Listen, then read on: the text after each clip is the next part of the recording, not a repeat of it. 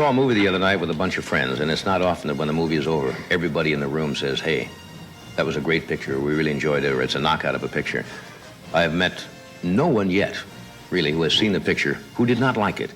The screenplay was written by a down-and-out New York actor named Sylvester Stallone. Both he and Talia Shire, who plays his girlfriend, are favored for Oscar nominations. Rocky was nominated for 10 Academy Awards. It was the biggest film of 1976. It was the first sports film ever to win a Best Picture. Every other film there was nihilistic. America, I think the kind of tone in films switched a little bit. They started to go for optimism and have the happier ending.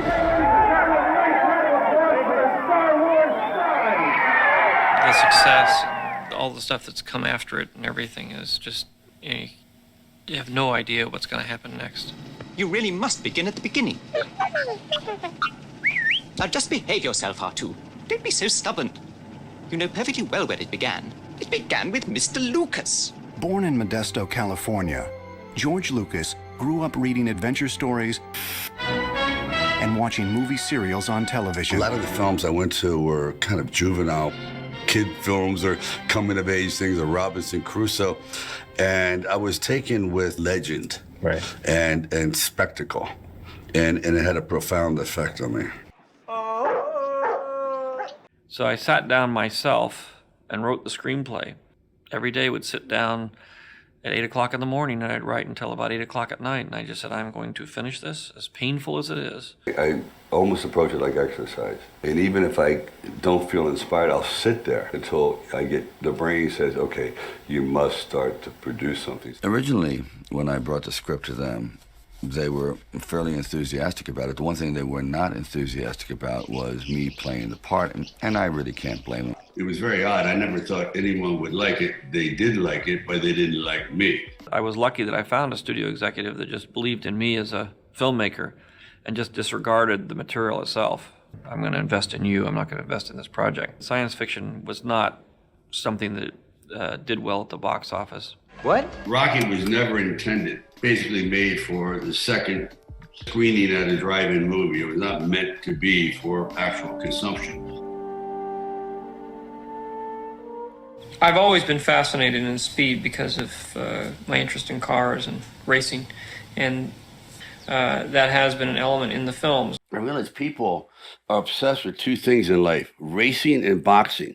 In every aspect, you got to race to beat the clock. You got to race to get your thing on time. Race, get your tax return. Race. Get your final sign. It's always, anything. Is nothing's off limits for racing, for time. And I thought, okay, what's the other thing that everyone relates to symbolically? Fighting. As soon as a guy walks into the room and sizes up another guy, how would I last against him? Everything is competitive. You realize, shit. Life is a big battle, man. There's no flat spots. It's usually you solve one problem, then you got another one. The character has to have as many problems as the people in the audience. Yeah. Then they can relate. The human spirit and what it takes to be a hero and what it means to be a hero and what it means to care about somebody hasn't really changed. Something like this puts everything back in focus and says, look, what's really important are taking care of other people and compassion and helping people and sticking together and trying to make this a good world. If you haven't got a good story, no matter how clever you are or how fancy your camera is or who the actor is, you're in trouble. It always starts with the story. The major technological break was in one, and that was using motion control cameras and that sort of thing to allow the ships to be able to move freely and that sort of thing. That was the big advance. But it allows movie makers to do things they could never do before. Movements carefully controlled to make the viewer feel like he's moving too. There's something important Rocky 1 had, and it was Garrett Brown who had invented the Steadicam. We were working with the handheld camera at the time with Garrett Brown, and it was somewhat experimental. And he'd film me running through shopping malls and up down the steps and flights, curved corridors along the river until finally my legs basically gave out and I'm like riding on the ground.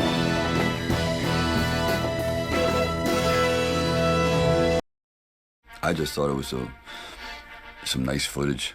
because by the time the movie had done, it was probably about $950,000. It was very, very inexpensive. Many times we had just one take. The sequence where we're supposed to go ice skating, originally that was written for 300 extras. Well, I show up on the set, they said, we have a slight change in plans. We have one extra. I didn't get everything shot. What I had shot was, dubious. And, I was very worried. This is not gonna work. Why didn't you say so before? I did say so before. And there's a lot of times when you sit and you say, why am I doing this? I'll never make it. It's not gonna happen. If I had known it was going to be this difficult, I wouldn't have done it, Really? Yeah, because I think it was a classic case of blissful stupidity. If you had seen the economy at which this was being shot, this is an editorial masterpiece, it really is. We rocked it back and forth, so he did it a number of times. It was 4 punches, same shot, and with a jump cut, because he only had one angle. Let's surround him with more visual and music and this constant bombardment of the senses, which you cannot do with drama. You're just hitting them with 2.5-second cuts. There's synaptic overload. That's why montage is so effective. Coming in too fast! Bill Conti came in and just killed it. It's though he was Rocky, you know what I mean? He wrote from inside of the character to the point where it was just epic. It really was. The music should give us some kind of an emotional anchor.